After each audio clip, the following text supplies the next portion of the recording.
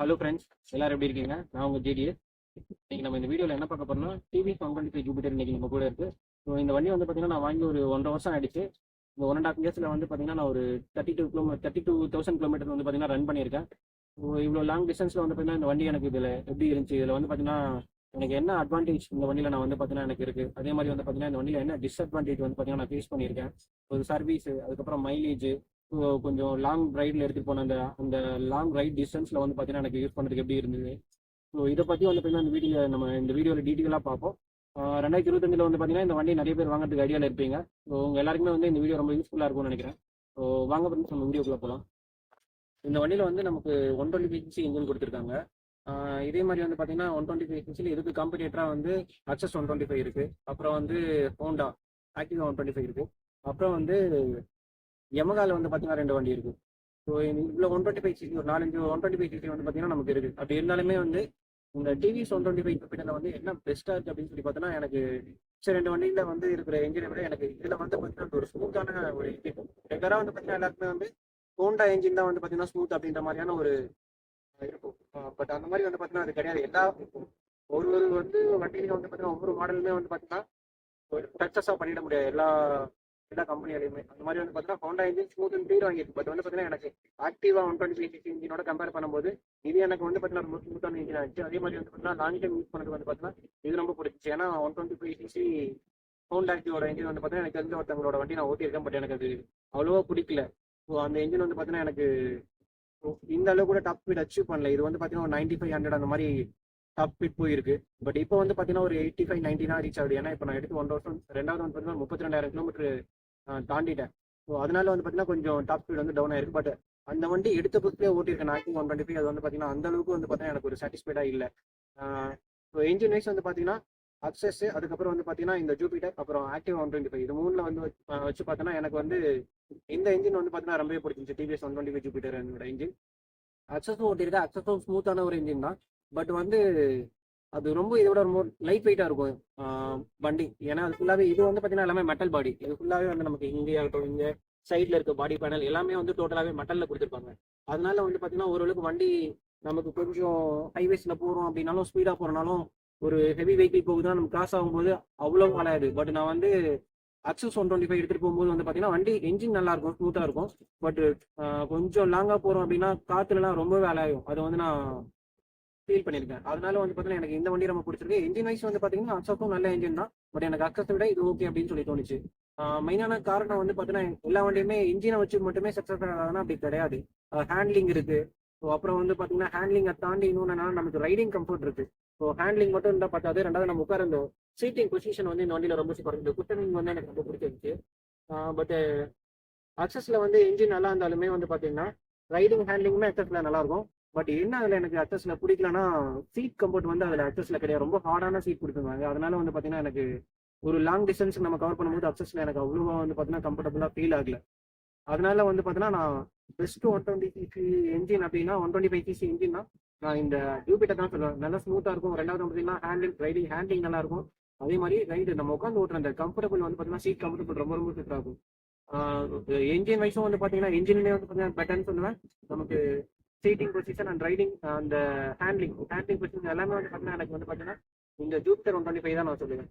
Scooty மாதிரியான வண்டி வாங்கணும் அப்படின்னா நம்ம மெயினாக வந்து பார்த்தீங்கன்னா அதில் கொஞ்சம் ஏதாவது நம்ம ஃப்ரண்ட்ல வச்சு எடுத்துகிட்டு போகணுன்ற மாதிரி போகணும். அதிகமாக வந்து பார்த்தீங்கன்னா வீட்டில் வந்து பார்த்தீங்கன்னா ஏதாவது லக்கேஜ் வச்சு ஃப்ரண்ட்ல எடுத்துகிட்டு போகணும் இந்த இடத்துல ஃபுட் பேஸில். அதே மாதிரி வந்து பார்த்தீங்கன்னா சிலிண்டர் வச்சு எடுத்துகிட்டு போகிறோம், ஒரு வாட்டர் கேன் எடுத்துகிட்டு போகிறோம், அந்த மாதிரினா பெரிய கேன் எடுத்துகிட்டு போகிறோம் அப்படின்னா யூஸ்ஃபுல்லாக இருக்கணும். அந்த விதத்தில் வந்து பார்த்தீங்கன்னா நான் இதில் வந்து பார்த்தீங்கன்னா சிலிண்டர் வச்சு எடுத்துகிட்டு போயிருக்கேன் ஃப்ரண்ட்ல. எனக்கு எந்த யூஸும் வந்ததில்லை. இதில் வந்து பார்த்தீங்கன்னா சில பேர் பயமுறுத்துவாங்க. அவங்களை வந்து பார்த்தீங்கன்னா இந்த மாதிரி இந்த வண்டியில் வந்து பெட்ரோல் டேங்க் வந்து பார்த்தீங்கன்னா இங்கே தான் இருக்குது, இது கீழே தான் நமக்கு இருக்குது. ஸோ அதனால உங்களுக்கு ஏதாவது பயம் இருக்கலாம். நம்ம சிலிண்டர்லாம் வச்சு எடுத்துகிட்டு போகிறோம், ஏதாவது ஃபயர் அந்த மாதிரியான பயம் இருக்கலாம். அந்த மாதிரிலாம் எதுவும் இல்லை. நான் நிறைய வாட்டி வந்து பார்த்தீங்கன்னா சிலிண்டர் வச்சு எடுத்துகிட்டு போயிருக்கேன். ரெண்டாவது குழந்தைங்களை நிற்க வச்சு கூட்டு போயிருக்கேன். நம்ம உட்காந்து குழந்தைங்க நின்று வருவாங்க, அந்த மாதிரி கூட்டு போயிருக்கேன். அந்த ப்ராப்ளமும் கிடையாது. ஸோ அது ஓகே. ரெண்டாவது வந்து இதில் நம்ம இன்னும் கொஞ்சம் ஸ்டோரேஜ் பிளேஸ் அப்படின்னா இதுக்குள்ளே வந்து பார்த்தீங்கன்னா தெரியும். நான் உங்களுக்கு இதுக்குள்ள ஒரு ஹெல்மெட் வச்சிருக்கேன், ஒரு பெரிய ஹெல்மெட் வச்சிருக்கேன். ரெண்டாவது என்னோட பேக் வச்சிருக்கேன். ஸோ இந்த மாதிரி நமக்கு உள்ளுக்குள்ள வந்து பார்த்தீங்கன்னா ஒரு 33 லிட்டர் வந்து பார்த்தீங்கன்னா பூட் ரைஸ் அதிகமாகவே கொடுத்துருக்காங்க. இது வந்து ஒரு ரொம்ப ரொம்ப யூஸ்ஃபுல்லான ஒரு விஷயம்னு சொல்லலாம். ஸோ இன்கேஸ் நம்ம ஏதாவது ஒரு நிறைய லக்கேஜ் வந்து பார்த்தீங்கன்னா கேரி பண்ணிட்டு போகிறதுக்கு ரொம்ப யூஸ்ஃபுல்லாக இருக்கும். அப்புறம் வந்து ஏதாவது மழை வருது, நம்ம ஏதாவது கொஞ்சம் லாங்கில் போயிட்டு இருக்கோம், திடீர்னு மழை வருது, எதுவும் இடம் இல்லை அப்படின்னா கூட இந்த மாதிரி நம்ம உள்ள வச்சுக்கலாம் நம்மளோட திங்ஸ் எல்லாமே. இது வந்து ரொம்ப நல்லா இருக்கு. அப்புறம் இந்த வண்டியில இப்போ இன்னொரு எதுனா, இப்போ இந்த டைம்ல வந்து பார்த்தீங்கன்னா சார்ஜிங் போர்ட் வந்து பார்த்தீங்கன்னா இங்கே கொடுத்துருக்காங்க. இதுவும் வந்து பார்த்தீங்கன்னா ஒரு ரொம்ப யூஸ்ஃபுல்லான ஒரு ஃபீச்சர் சொல்லலாம். சார்ஜிங் போர்ட் கொடுத்துருக்காங்க. ஸோ அப்புறம் வந்து பார்த்தீங்கன்னா நெக்ஸ்ட் இந்த வண்டியில சைடு ஸ்டாண்ட் கட்டப் கொடுத்துருக்காங்க. அது கூட ஒரு நல்ல ஃபியூச்சர் சொல்லலாம். நம்ம வண்டி வந்து பார்த்தீங்கன்னா சைடு ஸ்டாண்ட் போட்டு வண்டி எடுக்கும்போது வண்டி ஆன் ஆகுது, ஒரு மாதிரி நம்ம ஒரு அலார்ம் கொடுத்துட்டே இருக்கும். ஸோ அது ஒரு நல்ல ஃபீச்சர்ஸ். அது இந்த வண்டியில் எனக்கு ரொம்ப பிடிச்சிருக்கு. அப்புறம் வந்து இந்த வண்டியில் வந்து மெயினான இதுன்னா இந்த பெட்ரோல் இது வந்து பார்த்தீங்கன்னா ஸோ இங்கே போடுற மாதிரி கொடுத்துருப்பாங்க. இது பார்த்தீங்கன்னா உங்களுக்கு பெட்ரோல் ஃபில் பண்ணுறது மட்டும் கொஞ்சம் ஒரு டென்ஷன் இருக்கும் உங்களுக்கு. ஏன்னா வந்து அவங்க பெட்ரோல் போடும்போது எப்பவுமே ஸ்லோவாக போட மாட்டாங்க, அவங்க லாக் பண்ணிட்டாங்க. இப்போ நான் ஒரு 3 லிட்டர் 4 லிட்டர் போடுறோம் அப்படின்னா இது வந்து ஒரு 3 லிட்டர் போடும்போது ஓகேவா இருக்குது. அதுக்கப்புறம் போடனா ரொம்ப ரொம்ப ஒரு மாதிரி மேலே வந்துடுது. ஸோ நமக்கு போடும்போது ரொம்ப ரொம்ப மேலே வந்து பொங்கிடுது, ரொம்ப அந்த ஏர்லாக் ஆகிடுது. அதனால கொஞ்ச நேரம் சில டைம் வெளியே வந்து ஊற்றிடுது. அது மட்டும் நம்ம கொஞ்சம் பெட்ரோல் போடும்போது மட்டும் கொஞ்சம் கவனமாக போடுறவங்கிட்ட சொல்லி ரொம்ப ஸ்லோவாக ஃபில் பண்ண வேண்டியதாக இருக்குது. அது ஒரு பிரச்சனை மட்டும்தான் இதில். மிச்சப்படி நமக்கு இந்த வண்டியில் எந்த பிரச்சனையும் கிடையாது. நெக்ஸ்ட் இந்த வண்டியில் நம்ம பிரேக் பற்றி சொல்லலாம். இந்த வண்டியில் பிரேக் வந்து பார்த்தீங்கன்னா எனக்கு ஓகேவாக தான் இருக்குது. 125 சிசி செக்மெண்ட்டில் வந்து பார்த்தீங்கன்னா அந்த ஸ்கூட்டரில் வச்சு பார்க்கும்போது வந்து நமக்கு இந்த வண்டியில் இருக்க பிரேக் வந்து பார்த்தீங்கன்னா எனக்கு ஓகேவே பெட்டராகவே இருக்குது. ஸோ எனக்கு அக்சஸ் அதிகமாக நான் யூஸ் பண்ணியிருக்கேன். அக்சஸோட கம்பேர் பண்ணும்போது இந்த பிரேக் வந்து பார்த்தீங்கன்னா எனக்கு ரொம்பவே பிடிச்சிருக்கு. ஸோ அதே மாதிரி இந்த வண்டியில் வந்து பார்த்தீங்கன்னா 12 இன்ச்சு அலைவில் கொடுத்துருக்காங்க. ஃப்ரண்ட் அண்ட் பேக் 12 இன்ச்சு தான் வருது. ஸோ அதுவுமே வந்து பார்த்தீங்கன்னா போதுமான அளவுக்கு ரோட் கொடுக்குது. அதனால வந்து பிரேக்கிங் வந்து கான்ஃபிடண்டாகவே இருக்குன்னு சொல்லலாம். நம்ம பைக்கில் எதிர்பார்க்க முடியாது பிரேக்கு. மற்ற 125 சிசி அந்த ஸ்கூட்டர்ஸோட நம்ம வந்து பார்த்தீங்கன்னா கம்பேர் பண்ணும்போது இந்த பிரேக் நல்லா இருக்கு. நமக்கு இது இப்போ நான் வச்சிருக்க வண்டி இந்த வீடியோவில் நீங்கள் பார்க்குற வண்டி வந்து பார்த்தீங்கன்னா டிஸ்பிளே டிஸ்க் இல்லாமல் வந்து பார்த்தீங்கன்னா ட்ரம் பிரேக் வேரியண்ட்டும் வந்து பார்த்தீங்கன்னா அவைலபிள் இருக்கு. ஸோ நெக்ஸ்ட் வந்து பார்த்தீங்கன்னா இந்த வண்டி லாங் டிஸ்டன்ஸ் நம்ம எடுத்துகிட்டு போகும்போது எப்படி இருக்கு அப்படின்னு கேட்டிங்கன்னா, இந்த வண்டியை அதிகமாக இந்த சிட்டியில் சென்னையில் யூஸ் பண்ணியிருக்கேன். அதுக்கப்புறம் ஒரே ஒரு டைம் வந்து பார்த்தீங்கன்னா லாங் டிஸ்டன்ஸ் எடுத்து போகணும், ஒரு எமர்ஜென்சிக்காக வந்து பார்த்தீங்கன்னா நம்ம திருவண்ணாமலை வரைக்கும் ஒரு தாட்டி போயிருந்தேன். ரீசெண்டாக தான் போயிருந்தேன். ஸோ அப்போ வந்து பார்த்தீங்கன்னா ஒரு எடுத்துகிட்டு போகணும்னு நினைக்கல, பைக்கில் தான் போகணும்னு நினைச்சேன். எமர்ஜென்சி சரி ஓகே அப்படின்னு சொல்லிட்டு ஸ்கூட்டிலே போயிட்டேன். ஸோ அது எனக்கு நான் இருந்து ரெட்டில்ஸ்லேருந்து போனேன். ரெட்டில்ஸ்லேருந்து நான் போகிற ஒரு அந்த டைம் வச்சுக்கிங்கன்னா வந்து பார்த்தீங்கன்னா ஃப்ரெண்ட் ஒருத்தரோட ரெட்டில்ஸ்லேருந்து நான் கிளம்பி அங்கே போகணும் அப்படின்னா எனக்கு ஒரு 200 கிலோமீட்டர் கிட்ட வந்து பார்த்தீங்கன்னா இங்கே திருவண்ணாமலை இருந்துச்சு. 200 கிலோமீட்டருக்கு வந்து பார்த்தீங்கன்னா ஒரு 80 கிலோமீட்டர் ஸ்பீடில் நான் என்னால் முடிஞ்ச அளவுக்கு தான் எவ்வளோ நம்ம ஃபுல்லாக அந்த த்ராட்டல் வந்து ஃபுல்லாக முறுக்கி பிடிக்க முடியுமோ அந்த ஸ்பீடில் தான் நான் போனேன்.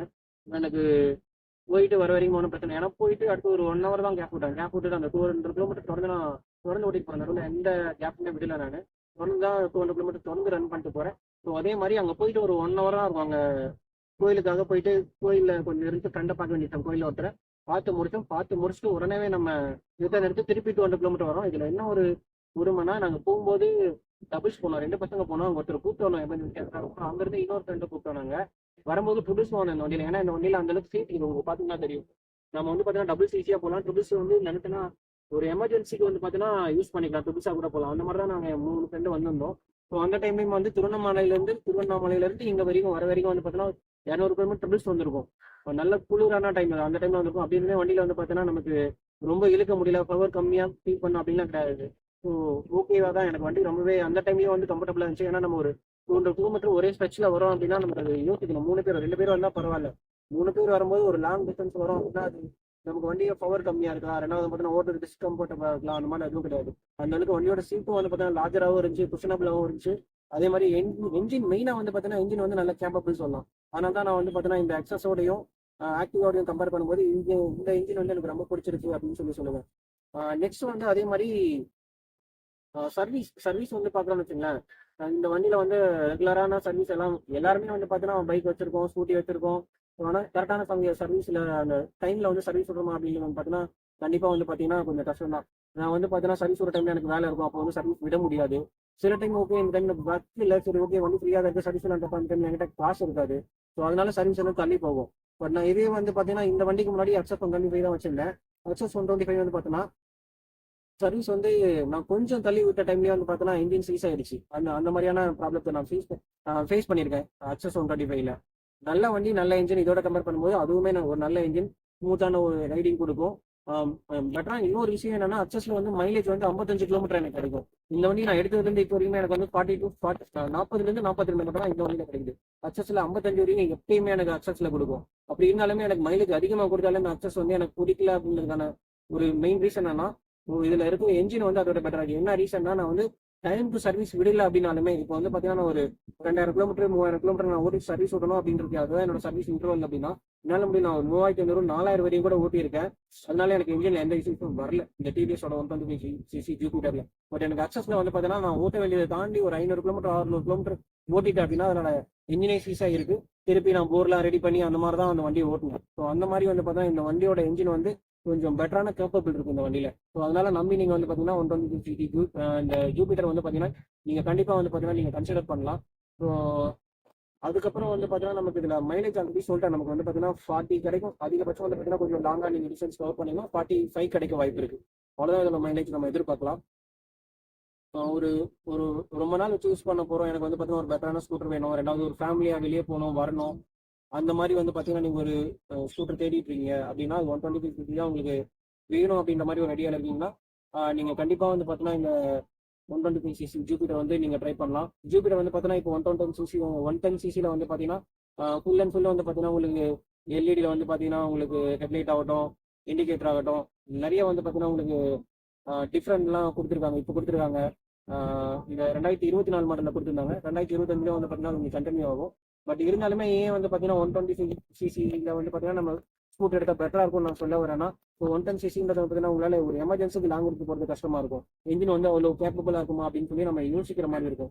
ஏன்னா 110cc வந்து பார்த்தீங்கன்னா ஜூபிட்டர் நான் வந்து யூஸ் பண்ணிப்பேன். எனக்கு அவ்வளோ வந்து பார்த்தீங்கன்னா அது இல்லை. ஜஸ்ட் எடுத்துகிட்டு போகலாம், சிட்டிக்குள்ள மட்டும் தான் யூஸ் பண்ணலாம். கம்பல்சரி வந்து பார்த்தீங்கன்னா ஒரு எமர்ஜென்சிக்காக கூட ஒரு லாங் டிஸ்டன்ஸ் வந்து பார்த்தீங்கன்னா 125cc தான் யூஸ் பண்ண முடியும். கண்டி 110cc யூஸ் பண்ண முடியாது. அதை நான் ஓட்டின அந்த யூசர் எக்ஸ்பீரியன்ஸால சொல்கிறேன். உங்களுக்கு ஒரு லாங் டிஸ்டன்ஸ்க்கு வேணும், நீங்கள் சிட்டிக்குள்ளேயும் யூஸ் பண்ணணும், நல்லா ரொம்பவே ரஃப் யூஸ் பண்ணணும். ரெண்டாவது உங்களுக்கு சீட்டிங் கம்ஃபர்டபுள் வேணும். அதே மாதிரி வந்து பார்த்தீங்கன்னா ஹேண்ட்லிங்கும் நல்லா இருக்கணும். ரெண்டாவது ஒரு நைட்டில் யூஸ் பண்ணினாலும் ஹெட்லைட் யூஸ்பிலிட்டியும் அதில் வந்து பார்த்தீங்கன்னா நல்லாயிருக்கும். இங்கே வந்து பார்த்தீங்கன்னா ஹை பீம் ஆகட்டும் லோ பீம் ஆகட்டும் ரெண்டுமே வந்து பார்த்தீங்கன்னா இந்த வண்டியில் வந்து பார்த்தீங்கன்னா லைட் வந்து ஹெட்லைட் வந்து சூப்பராகவே கொடுத்துருக்காங்க. அதுவும் உங்களுக்கு நல்லாவே இருக்கும். இந்த ஒரு கடைசியான ஒரு ஒரு இது வந்து ஃபைனல் ஜட்மெண்ட் அப்படின்னு சொன்னால் நம்ம 125cc வந்து பார்த்தீங்கன்னா ஜூபிட்டர் வந்து ரொம்ப ரொம்ப நல்ல வண்டி.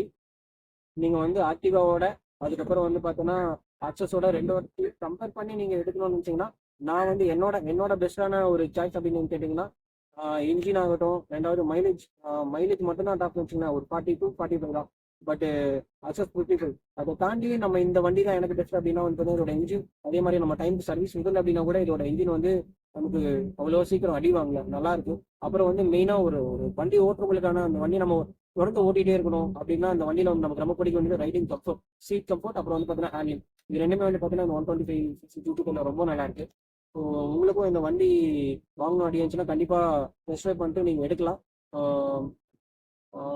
இந்த இவ்வளோதான் ஃப்ரெண்ட்ஸ், இந்த 125cc ஜூபிட்டர் பொறுத்தவரை என்னோட எக்ஸ்பீரியன்ஸ் நான் உங்கள்கிட்ட இது பண்ணியிருக்கேன். ஸோ நீங்கள் நம்பி வாங்கலாம் ஃப்ரெண்ட்ஸ். ஸோ ஓகே ஃப்ரெண்ட்ஸ், இதோட இந்த வீடியோ நம்ம முடிச்சுக்கலாம். இன்னொரு வீடியோவில் பார்க்கலாம் ஃப்ரெண்ட்ஸ். தேங்க்யூ.